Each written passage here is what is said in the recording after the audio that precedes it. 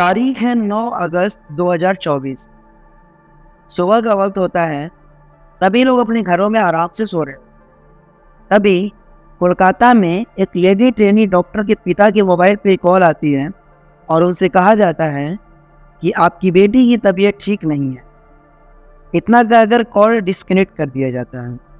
जब ये बात उनके पिता सुनते हैं तो बिल्कुल घबरा जाते हैं। तभी उनके मोबाइल पे एक दूसरी कॉल आती है और उसमें कहा जाता है कि आपकी बेटी ने आत्महत्या कर लिया है। जब ये बात वो सुनते हैं तो उनके पैरों तले ज़मीन खिसक जाती है।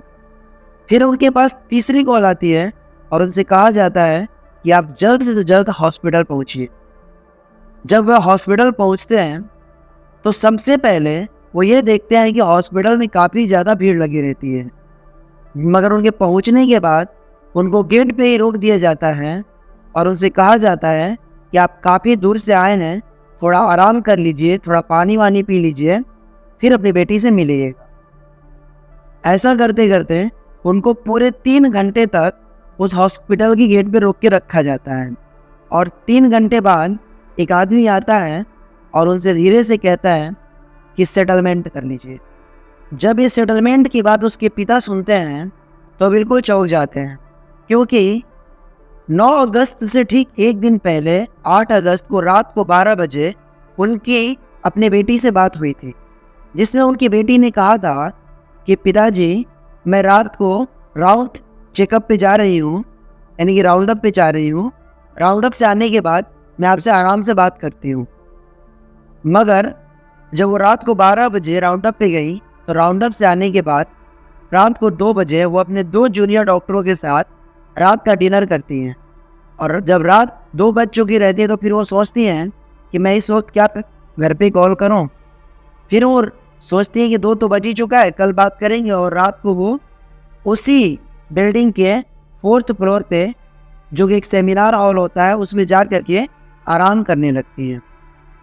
यहाँ तक तो सब कुछ सही था, मगर 9 अगस्त की सुबह 6 बजे जब एक सफाई कर्मचारी सफाई करने के लिए उस कमरे में पहुंचता है तो वो देखता है कि वहाँ पे एक लेडी ट्रेनी डॉक्टर की लाश पड़ी हुई है और वहाँ पे बहुत ज़्यादा खून के छींटे पड़े हुए हैं। ये देखने के बाद वो बिल्कुल ज़ोर ज़ोर से चिल्लाने लगता है और चिल्लाते हुए उस कमरे से बाहर आ जाता है। जो बाहर आता है और चिल्लाता है तो उसके शोर शराबा सुन करके वह काफ़ी ज़्यादा जो वहाँ पे हॉस्पिटल के स्टाफ होते हैं, जहाँ मरीज होते हैं, वो जमा हो जाते हैं और इसकी सूचना पुलिस को भी दी जाती है। पुलिस आती है और वो छानबीन करती है।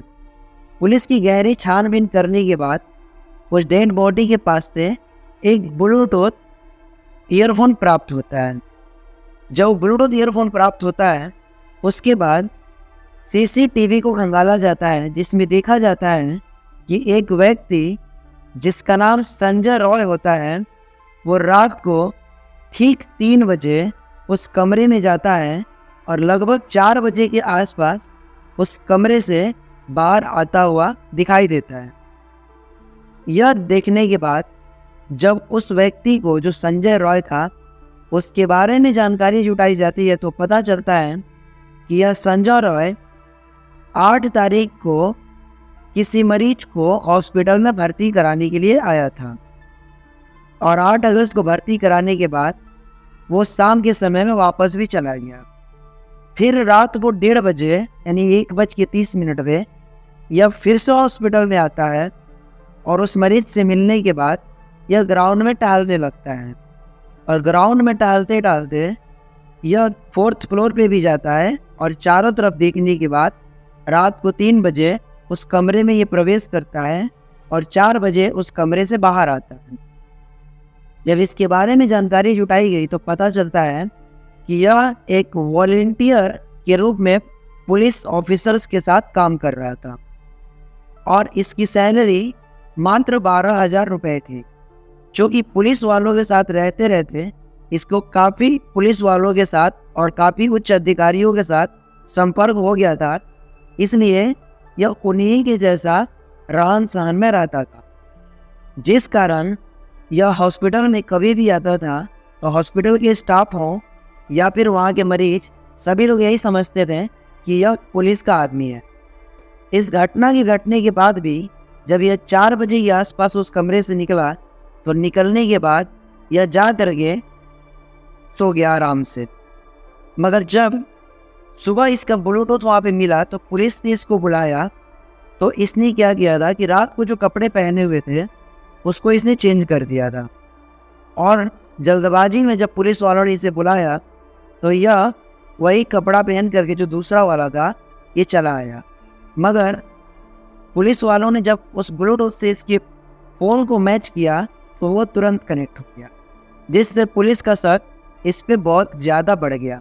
मगर इसी जांच के क्रम में पुलिस ने एक चीज़ और नोटिस किया कि इसके जूते पर भी खून के निशान बने हुए थे, जिसके आधार पर पुलिस ने इसको गिरफ्तार कर लिया। मगर इस गिरफ्तारी के बाद बंगाल की मुख्यमंत्री जो ममता बनर्जी थी वो भी इस हॉस्पिटल पहुंची थी, और जो कि वहाँ के जितने भी डॉक्टर्स थे सब हंगामा कर रहे थे और ये बहुत ज़्यादा नाराज़गी में थे कि ऐसा हमेशा डॉक्टरों के साथ क्यों होता है। तब तक यह न्यूज़ पूरी वायरल हो चुकी थी और हर जगह से इस घटना के बारे में क्रिटिसाइज हो रहा था।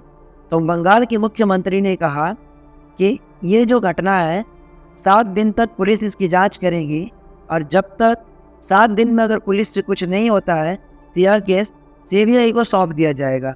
तो इसके अगेंस्ट जो इस लेडीज ट्रेनी डॉक्टर के पिता थे उन्होंने कलकत्ता हाई कोर्ट में एक पिटीशन दायर किया, और उन्होंने ये सारी बात जब कलकत्ता हाई कोर्ट को बताई तो उन्होंने कहा कि लगभग 5 दिन तो बीत ही चुका है, और 5 दिन में जब बंगाल की पुलिस ने कुछ नहीं किया तो 7 दिन में क्या ही हो सकता है। फिर कलकत्ता हाई कोर्ट ने सीबीआई को यह केस सौंपने के लिए ऑर्डर दे दिया। इसी के दौरान जो उस आरजी मेडिकल कॉलेज की जो प्रिंसिपल थे उन्होंने ये कहते हुए अपने पद से इस्तीफा दे दिया कि वो जो ट्रेनी डॉक्टर थी वो उनकी बेटी समान थी और मैं इस पद के लायक नहीं हूँ। ऐसा कहा करके उन्होंने अपनी जिम्मेदारी समझते हुए अपने पद से इस्तीफा दे दिया, और उनके इस्तीफा देते ही उनको तुरंत दूसरे हॉस्पिटल का इंचार्ज सौंप दिया गया। जब यह बात हाई कोर्ट को पता चली तो हाई कोर्ट बंगाल की मुख्यमंत्री पे बहुत ज़्यादा नाराज हुआ, और उसने ये भी ऑर्डर दिया कि इस जो प्रिंसिपल साहब हैं इनको जल्द से जल्द लंबी छुट्टी पे भेजा जाए। अब प्रिंसिपल साहब लंबी छुट्टी पे हैं कि नहीं ये तो अलग बात है, लेकिन अभी जो ये घटना घटी है इसको लेकर के पूरे देश में हल्ला मचा हुआ है। समाज के सभी जिम्मेदार लोग और जो डॉक्टर्स हैं वो ये विरोध कर रहे हैं कि हमेशा डॉक्टरों के साथ ऐसा क्यों होता है, और उनके लिए एक सुरक्षा सरकार के द्वारा सुनिश्चित किया जाए।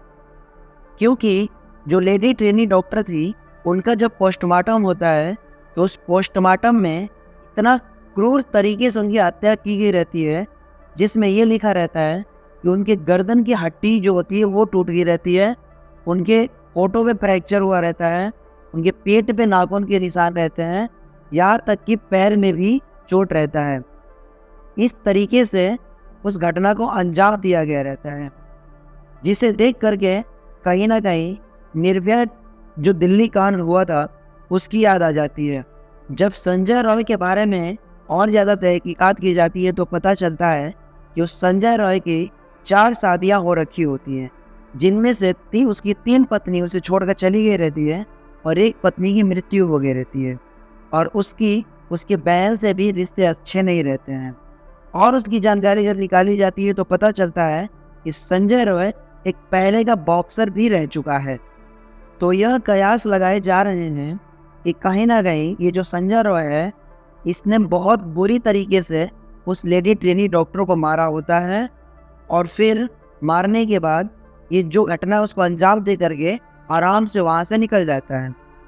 और वहाँ से निकलने के बाद आराम से ये पुलिस लाइन में जा कर के एक रूम में सो जाता है, और इसे चूँकि इस बात का डर नहीं रहता कि आगे भी कुछ होगा, क्योंकि इसके अच्छे पुलिस वालों से भी और अच्छे ऑफिसर से जानकारी और रिलेशंस रहते हैं। चूँकि पुलिस में रहता है तो ये यही समझता है कि इसे कुछ नहीं होगा, और ये जो भी घटना किया है वो आसानी से दब जाएगी। तभी उनके पिता से ये बात कही गई रहती है कि सेटलमेंट कर लीजिए। मगर तब तक यह मामला मीडिया और हाई कोर्ट में पहुंच चुका रहता है, जिसके कारण किसी का दबाव इस मामले में काम नहीं आता और यह बात पूरे देश दुनिया में फैल जाती है और पूरे देश से उस लेडी ट्रेनी डॉक्टर के लिए इंसाफ की मांग उठने लगती है और क्रिमिनल्स को जल्द से जल्द और सख्त से सख्त सज़ा दिलाने की मांग भी उठने लगती है। यह पूरी घटना बताने के पीछे हमारा मकसद आपका दिल दुखाना नहीं, बल्कि आपको सचेत और अवेयर करना है कि ये जो घटना आज वहाँ घटी है यह किसी के साथ भी हो सकती है। इसलिए आप एक जिम्मेदार नागरिक के रूप में इस घटना का पुरजोर विरोध करें और आप सुरक्षित रहें और हमेशा खुश रहें और अपने और अपनों का ख्याल रखें। तब तक के लिए मिलते हैं फिर किसी और वीडियो में किसी और कहानी के साथ। तब तक के लिए हमें इजाज़त दीजिए। नमस्कार।